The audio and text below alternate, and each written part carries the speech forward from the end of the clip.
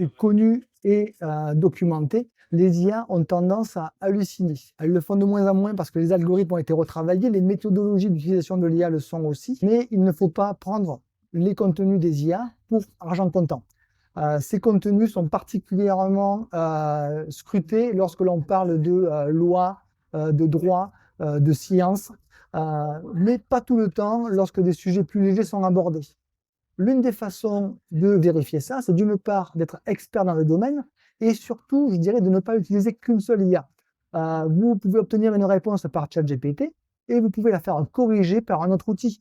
Perplexity par exemple, Claude, pourquoi pas Gemini. Numéro 1, consultez plusieurs IA pour obtenir plusieurs résultats à votre questionnement, à vos réponses. Votre question doit être elle aussi structurée, avec un contexte, un rôle, une tâche à minima, peut-être éventuellement d'autres informations et d'autres demandes. Et surtout, faites de chaque IA un contrôleur de l'IA précédente. Perplexity est très bon pour contrôler les éléments générés par ChatGPT. Perplexity va vous donner des sources et va vous permettre de vérifier les informations contenues dans une première réponse. Et Perplexity vous donnera, si vous lui demandez, des éléments d'amélioration.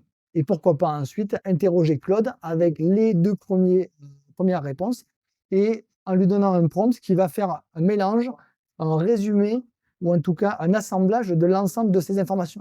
Ce qui ne vous empêchera pas non plus de revérifier l'intégralité des contenus.